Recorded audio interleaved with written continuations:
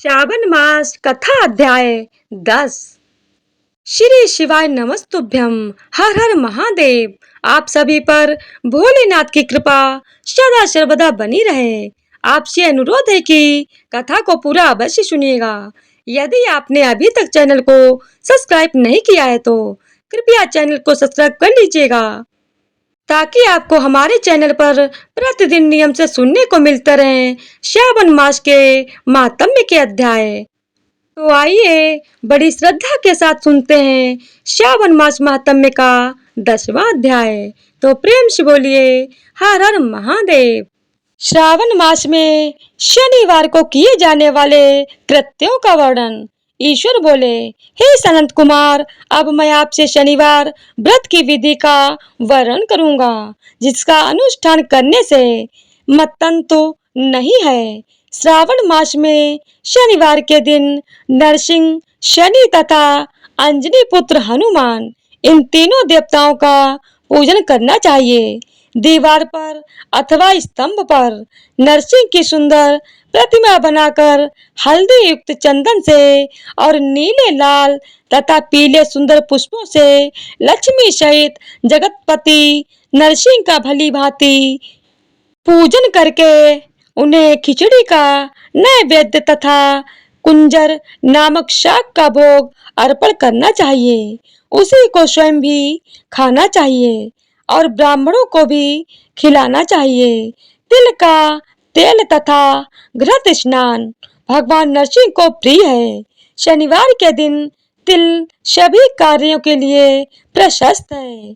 शनिवार के दिन तिल के तेल से ब्राह्मणों तथा सुवासिनी स्त्रियों को उबटन लगाना चाहिए तथा कुटुंब सहित स्वयं भी संपूर्ण शरीर में तेल लगाकर स्नान करना चाहिए तथा उड़द का भोजन ग्रहण करना चाहिए। इससे भगवान नरसिंह प्रसन्न होते हैं। इस प्रकार श्रावण मास में चारों शनिवारों में से इस व्रत को करना चाहिए। जो ऐसा करता है उसके घर में स्थित लक्ष्मी का वास रहता है और धन धान्य की समृद्धि होती है। पुत्रहीन व्यक्ति पुत्र वाला हो जाता है और इस लोक में सुख भोग कर अंत में वैकुंठ धाम को चला जाता है। नरसिंह की कृपा से मनुष्य की चारों दिशाओं में रहने वाली उत्तम कीर्ति होती है। हे सौम्य, मैंने आपसे नरसिंह का यह उत्तम व्रत कहा। हे सनत कुमार, अब शनि की प्रसन्नता के लिए जो करना चाहिए उसे सुनिए।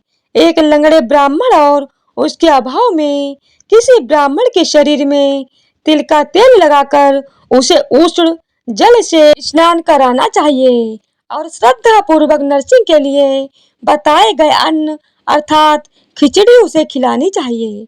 उसके बाद तेल, लोहा, काला तिल, काला उड़द, काला कंबल प्रदान करना चाहिए। इसके बाद व्रती यह कहे कि मैंने यह सब शनि की प्रसन्नता के लिए किया है। शनि देव मुझ पर प्रसन्न हो।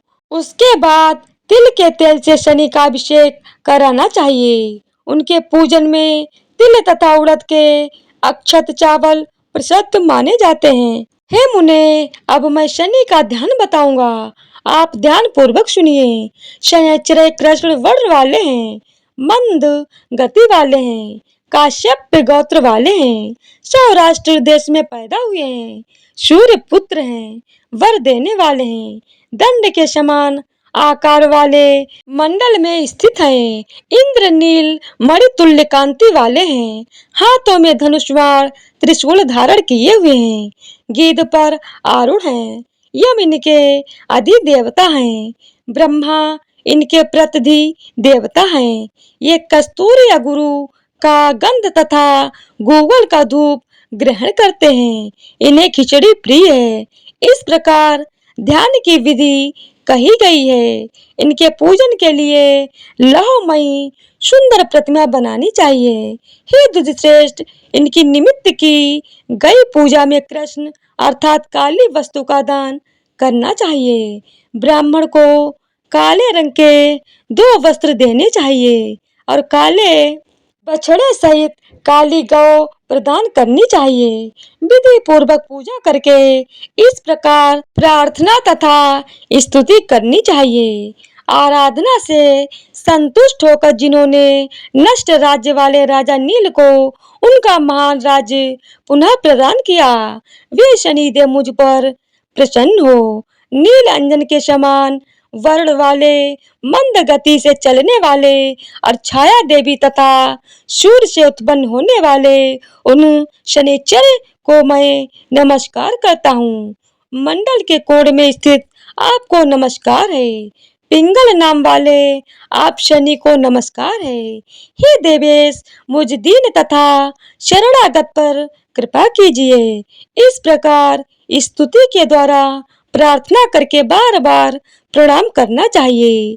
3 वर्णों ब्राह्मण, क्षत्रिय, वैश्य के लिए शनि के पूजन में शन्नो देवी इस वैदिक मंत्र का प्रयोग बताया गया है और शूद्रों के लिए पूजन में नाम मंत्र का प्रयोग बताया गया है। जो व्यक्ति दत्त चित्त होकर इस विधि से शनि देव का पूजन करेगा, उसे स्वप्न में भी शनि का भय नहीं होगा। हे विप्र, जो मनुष्य श्रावण मास में प्रत्येक शनिवार के दिन भक्ति पूर्वक इस विधि से इस व्रत को करेंगे, उन्हें शनिचर के द्वारा लेश मात्र भी कष्ट नहीं होगा। जन्म राशि से पहले दूसरे, चौथे, पांचवें, सातवें, आठवें, नवें अथवा 12वें स्थान में स्थित शनि सदा कष्ट पहुंचाता है।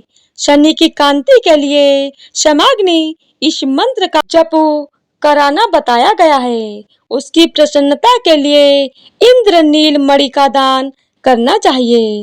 हे सनंत कुमार, इसके बाद अब मैं हनुमान जी की प्रसन्नता के लिए विधि का वर्णन करूंगा।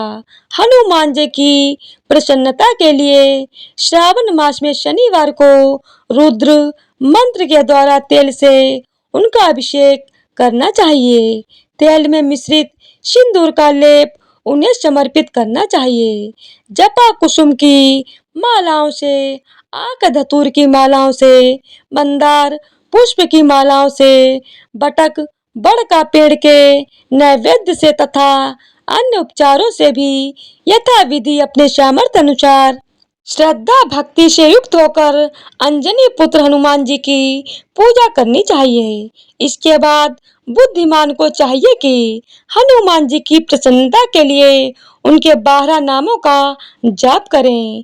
हनुमान, अंजनी सून, वायुपुत्र, महाबल, रामेष्ट, फाल्गुन, सखा पिगांच, अमित विक्रम, उदित सीता शोक विनाशक, लक्ष्मण प्राणदाता और 10 ग्रीव दर्पहा, ये 12 नाम है। जो मनुष्य प्रातः काल उठकर इन 12 नामों को पढ़ता है, उसका अमंगल नहीं होता और उसे सभी संपदा सुलभ प्राप्त हो जाती है। इस प्रकार श्रावण मास में शनिवार के दिन वायुपुत्र हनुमान जी की आराधना करके मनुष्य वज्र तुल्य शरीर वाला, निरोग तथा बलवान हो जाता है। अंजनी पुत्र की कृपा से वह कार्य करने में वेगवान तथा बुद्धि वैभव से युक्त हो जाता है। उसके बाद शत्रु नष्ट हो जाते हैं, मित्रों की वृद्धि होती है, वह वीरशाली तथा कीर्तिमान हो जाता है। यदि साधक हनुमान जी के मंदिर हनुमंत कवच का पाठ करे तो वह अणिमा आदि 8 सिद्धियों का स्वामित्व प्राप्त कर लेता है और यक्ष, राक्षस तथा वेताल उसे देखते ही कंपित तथा भयभीत होकर वेग पूर्वक 10 दिशाओं में भाग जाते हैं। हे सत्तम, शनिवार के दिन पीपल के वृक्ष का आलिंगन तथा पूजन करना चाहिए। शनिवार को छोड़कर अन्य किसी दिन पीपल के वृक्ष का स्पर्श नहीं करना चाहिए। शनिवार के दिन उसका आलिंगन सभी संपदाओं को प्राप्त कराने वाला होता है। प्रत्येक मास में 7 वारों में पीपल का पूजन फलदायक है, किंतु श्रावण में यह पूजन अधिक फलदायक है। इस प्रकार श्री स्कंद पुराण के अंतर्गत ईश्वर अनंत कुमार संवाद में श्रावण मास महात्म्य में शनैचर नरसिंह हनुमत पूजनादि शनैचर्य कृत्य कथन नामक 10वां अध्याय पूर्ण हुआ। तो प्रेम से बोलिए जय श्री राम, हनुमान जी की जय हो। हर हर महादेव। तो आज की वीडियो अगर आप लोगों को पसंद आई हो तो वीडियो को लाइक शेयर और चैनल को सब्सक्राइब कर दीजिएगा। धन्यवाद।